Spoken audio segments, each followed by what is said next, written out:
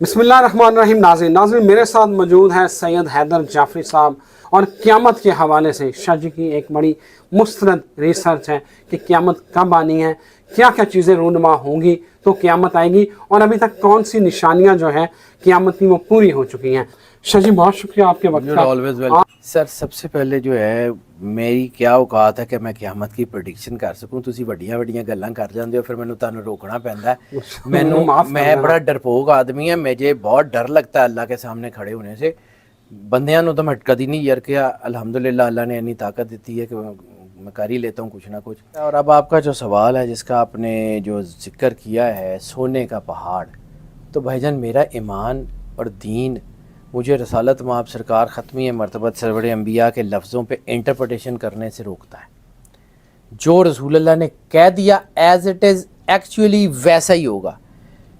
سونے کے پہاڑ کا مطلب ہے سونے کا پہاڑ, کوئی آئل نہیں, کوئی کچھ اور نہیں, وہی ہوگا. اور اب آپ نے دیکھا ہے کہ فرات کے ساتھ ساتھ گولڈ مائنز ملنا شروع ہو گئی,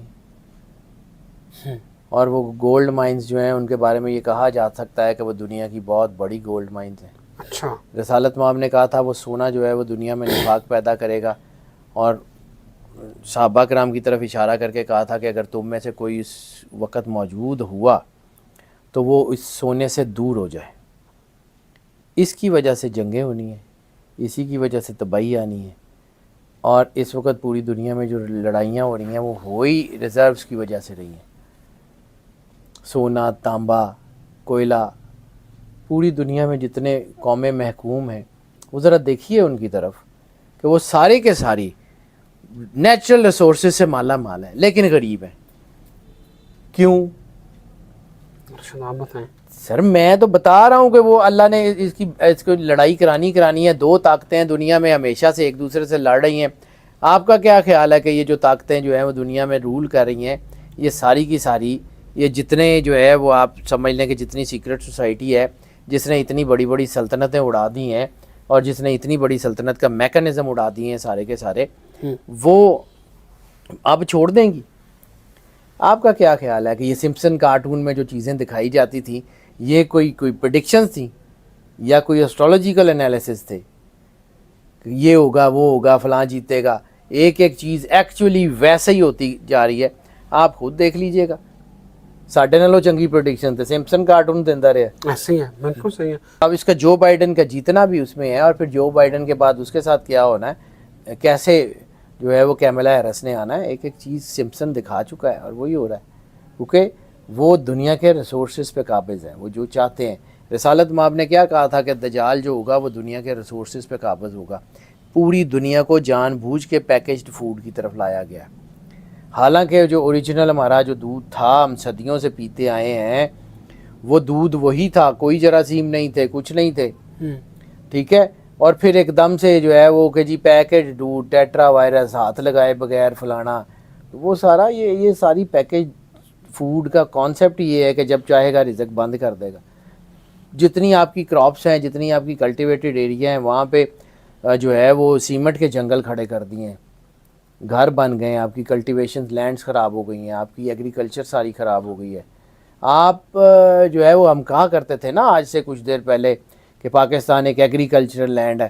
ایگریکلچرل لینڈ جڑی ہے وہ کول اپنا آٹا پورا نہیں ہون ڈیا. ایگریکلچر لینڈ دے وچ روٹی کھان دے پیسے نہیں ہے لوگوں کول. ایگریکلچر لینڈ دے وچ تہاڈے کول جڑا نا کچھ بھی نہیں ہے, کوئی انفراسٹرکچر نہیں ہے آپ کا. ایگریکلچر ریسرچ ختم کر دی گئی آپ کی, ڈیلیبریٹلی کی جا رہی ہے نا. یہ دنیا میں کیوں جو ہے وہ قومیں جو ہیں وہ ڈاؤن فال پہ ہیں, اور چند اسٹیبلشمنٹ, انٹرنیشنل اسٹیبلشمنٹ کے چند جو ہیں وہ حلقے وہ پوری دنیا کو رول کر رہے ہیں؟ کیوں؟ میں نے اسی لیے کہا ہے کہ میں آرماگیڈون سے پہلے کی پریڈکشنز مجھے پتہ ہے. آرماگیڈون کے بعد حضرت عیسیٰ علیہ السلام کی ظہور سے, مطلب ظاہری ظہور سے لے کے مولا امام مہدی علیہ السلام کے ظاہری ظہور تک مجھے نہیں پتا کیا ہوگا. میں آرماگیڈون سے پہلے جو 7 سال کی جنگ ہے اس تک جانتا ہوں. شاہ جی آرماگیڈون جو ہے نا وہ عام ناظرین کو بتائیے وہ ہے کیا؟ آخری لڑائی ہے جس میں عیسیٰ علیہ السلام نے دجال کو جو ہے وہ مارنا ہے, اور وہ طاقتیں. آرماگیڈون کا آغاز جو ہے وہ وہاں سے ہوتا ہے. یہ آخری لڑائی ہے, آرماگیڈون آخری لڑائی ہے. اس کے بعد دنیا میں صرف اور صرف ایک ہی دین ہوگا اور وہ ہوگا اسلام۔ آرماگیڈون سے پہلے جو 7 سال کی لڑائی ہے اس میں ان فوجوں نے لڑنا اور آرماگیڈون میں عیسیٰ علیہ السلام کے لشکر نے لڑنا ہے۔ بالکل ٹھیک ہے۔ آرماگیڈون سے پہلی جو لڑائی ہے اس میں پھر یہ ورلڈ وار 3 کے اشارے ہیں، اس میں بہت ساری چیزیں ہیں جس کے بارے میں رسالت مآب نے کہا تھا۔ میں بار بار آپ کو ذکر کرتا ہوں کہ آپ صرف غزوہ ہند میں پھنسے ہوئے ہیں کہ جی یہ انڈیا پاکستان کی لڑائی ہے، اس میں بہت سارے بڑے سٹیک ہولڈرز ہیں۔ کانسٹنٹینوپل کو اس وار میں آپ نگیٹ نہیں کر سکتے، اور وہ جو رسول اللہ نے کہا تھا کہ جب تم انڈیا کے سرداروں کو، انڈیا کے بادشاہوں کو زنجیروں میں جکڑ کے لاؤ گے تو عیسیٰ ابن مریم کو اپنے درمیان پاؤ گے، تو وہ آرماگیڈون سے پہلے ہی ہونا ہے نا۔ بالکل صحیح ہے۔ وہ لڑنی ہے، شہادتیں ہونی ہیں، لوگوں نے مرنا بھی ہے۔ پھر وہ جو کہا جاتا ہے کہ جی 100 کوت دیوا بلے گا، تو 100 کوت دیوا ادو ہی بلے گا نا جب آبادی نہیں ہوئے گی، جب یہ پوری دنیا میں ایٹم بم جتنے بھی ہیں آج جو ہے یہ دنیا کے سرویز یہ کہہ رہے ہیں کہ پوری دنیا میں اتنا اسلحہ ہے کہ اس دنیا کو 30 مرتبہ تباہ کیا جا سکتا ہے۔ اچھا ہے۔ تو اتنا اسلحہ موجود ہے تو انہوں کی کرنا ہے، وہ شبرات کے منانی ہے، کی کرنا ہے۔ بالکل صحیح ہے۔ شاہ جی ایک قیامت کی نشانیوں میں سے جو ایک یہ بھی تھی کہ بکریاں چرانے والے جو چرواہے ہیں وہ بلڈنگیں، عمارتیں بنانے کا مقابلہ کریں گے اور خطہ عرب جو ہے وہ سرسبز و شاداب ہوگا۔ کیا یہ پوری ہو چکی ہے، یہ ہونے والی ہے؟ سر اور آپ کو کیا نظر آ رہا ہے؟ رسول اللہ نے کہا تھا اونٹ چرانے والے بڑی بڑی عمارتوں میں آپس میں مقابلہ کریں گے۔ سر کریک ٹاور، برج دبئی، برج خلیفہ، نیوم سٹی، اور مقابلے بازی پوری گلف میں ایک دوسرے سے بڑی بڑی بلڈنگز بنانے کا خبت سوار ہوا ہے۔ سعودیہ میں گندم اب کاشت کرنی، ٹھیک ہے، یہ سارا کچھ قدرت کی طرف سے ہے اور یہ ہونا ہی ہونا ہے۔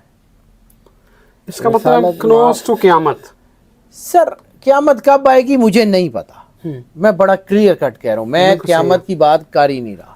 نشانیاں پوری ہو چکی ہیں، اور کیا۔ رسول اللہ صلی اللہ علیہ وسلم سے جب لوگوں نے پوچھا کہ قیامت کی نشانی، ان کا قیامت کی سب سے بڑی نشانیوں میں سے میرا تمہارے درمیان ہونا ہے، میرے بعد قیامت کا ایسے انتظار کرو جیسے تمہاری انگلیاں ایک دوسرے کے ساتھ ہیں۔ رسالت مآب نے کہا دیا تھا کہ میرے بعد اب نبی کوئی نہیں آنا، اب اس کے بعد سارا نظام لپیٹا ہی جانا ہے۔ تو رسالت مآب سرکار ختمی مرتبت سرور انبیاء صلی اللہ علیہ وآلہ وسلم اس کائنات کا سب سے زیادہ عروج تھا۔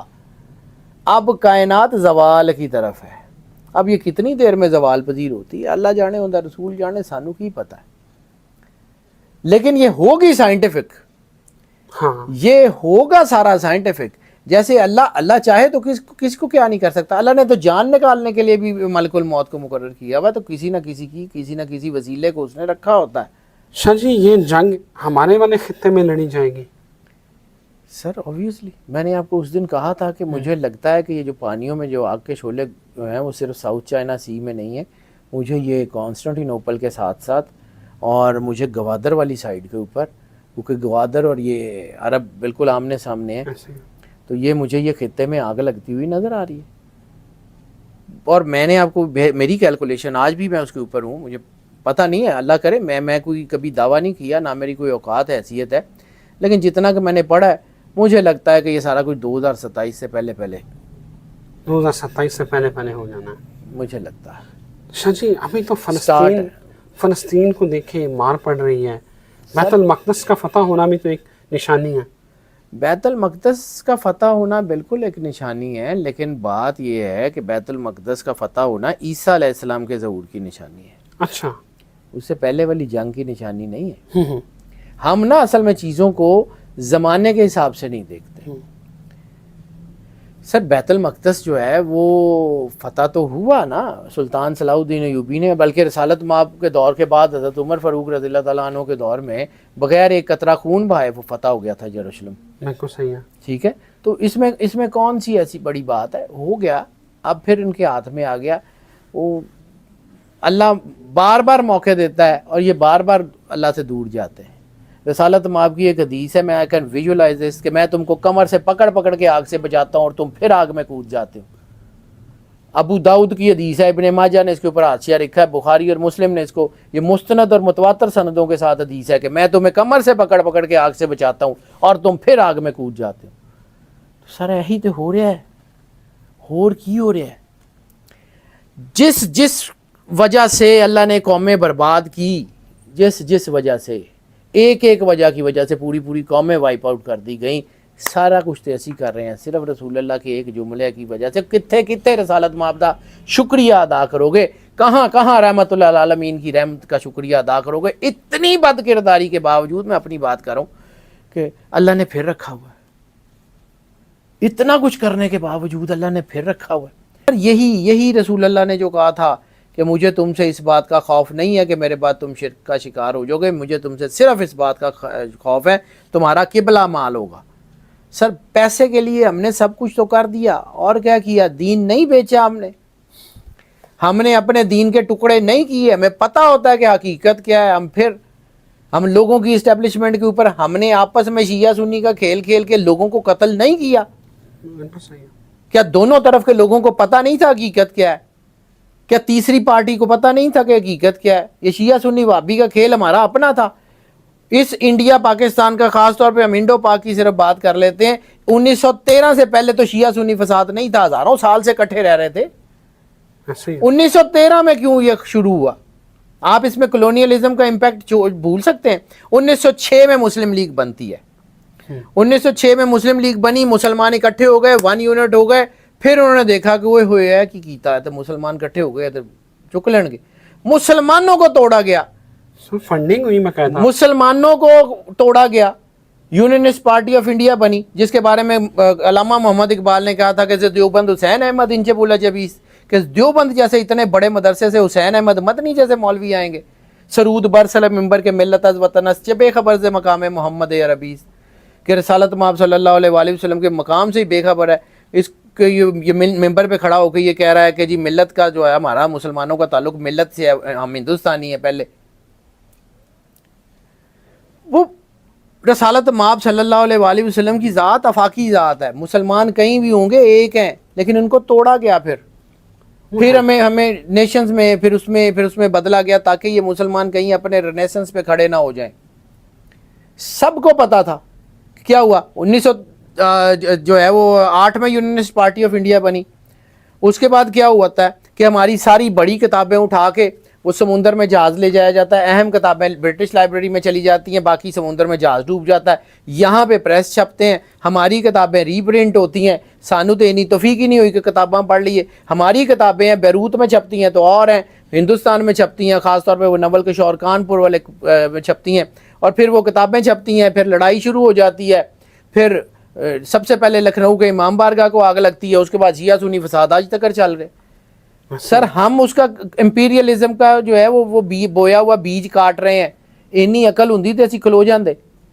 शाह जी कहते हैं कि इमाम मेहदी का ज़हूर हो चुका है और वो गैबत में है। सर ऐसे ही है, और क्या है। इमाम मेहदी अलैहिस्सलाम का हुक्म है, मौला हसन अस्करी अलैहिस्सलाम के बेटे हैं, गैबत में चले गए थे, ज़हूर भी हुआ दरमियान में। उसके बाद ये इस कॉन्सेप्ट को बदला गया कि जी वो पैदा होंगे, वो फलान होंगे, तो बहुत सारे लोगों ने इमाम मेहदी अलैहिस्सलाम का दावा कर दिया। सर मैं इस बात के ऊपर आता ही नहीं हूँ, कौन होंगे कैसे होंगे। मौला इमाम मेहदी अलैहिस्सलाम तशरीफ़ लाएंगे ना, लाएंगे तो कुछ ना कुछ तो ऐसा करके दिखाएंगे ना जिसे पता लगेगा कि वो इमाम मेहदी अलैहिस्सलाम। तो फिर जब वो आएंगे ना तो अल्लाह खुद से कुछ ना कुछ फैसला कर लेगा। उसके ऊपर वक़्त ज़ाया करने की बजाय उस पर काम करें जो आपके हाथ में है, बिल्कुल सही है, उस पर काम कर लें। मौला इमाम मेहदी अलैहिस्सलाम जब तशरीफ़ ले आएंगे ना, वो अपना आप खुद मनवा लेंगे। जिस तरह रसूलुल्लाह की जो है ना वो कंधे के ऊपर मोहर नबूवत थी ना, तो मौला इमाम मेहदी अलैहिस्सलाम भी मोहर मेहदियत लेके आएंगे। वो खुद ही पता लग जाएगा, वो छोड़ दें किसी को, वो कैसे होंगे, कौन होंगे, कैसे आएंगे। इसके ऊपर हमने बहुत जो है ना वो जो है वो करा लिया, डिस्कशन करानी है। सर वो काम करें ना, आपका किरदार है। अगर इमाम मेहदी अलैहिस्सलाम, मैं तो अपने आप को बहुत डरता हूँ जी, मौला इमाम मेहदी अलैहिस्सलाम तशरीफ़ ले आए तो वो कहेंगे चलो भी आओ, मेरी किरदार, मेरी ये हैसियत है कि मैं उनके सामने जाके खड़ा हो सकूं कि मौला मैं आपकी फ़ौज में आना चाहता हूँ, मेरा करतूत है, मेरी औकात है। तो जब मेरी इतनी औकात नहीं है तो मैं बड़े बड़े दावे क्यों करूं, मैं उतना काम कर लूं जितना मैं कर सकता हूं। सर करबला गुजर गई है, जिसके ऊपर आनी थी गुजर गई, अब सिर्फ कर भला रह गया है। اگر کسی دا بھلا کر سکتے ہو تو کر دیو, نہیں تو رہن دیو, جان چھڑاؤ. کھیل صرف اتنی ہے, صرف اور صرف اتنی ہے کہ اللہ اور اس کے رسول کے وفادار رہیں. اللہ اور اس کے رسول کے وفادار ہونے کا مطلب ہے کہ آپ نے مسلک کی بنیاد پہ کسی کو قتل نہیں کرنا, کسی دا بچہ نہیں مارنا.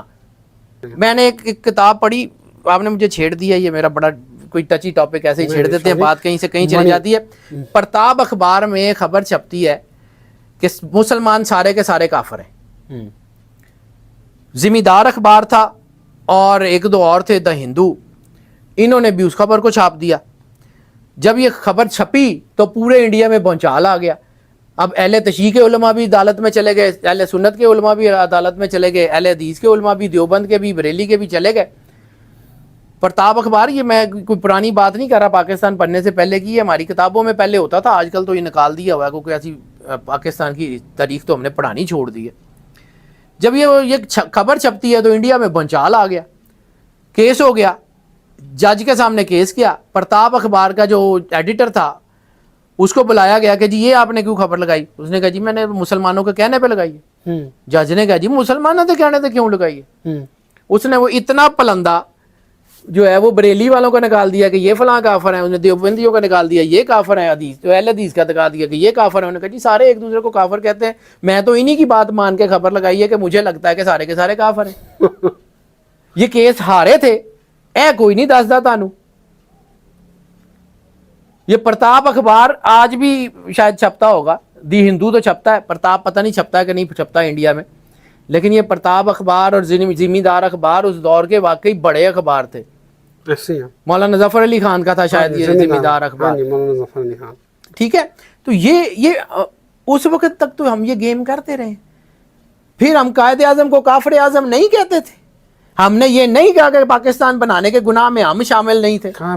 آج اسی پاکستان کے سٹیک ہولڈر ہیں تو پھر ایسے ہی چھتر پہ رہے ہیں, ٹھیک پہ رہے ہیں.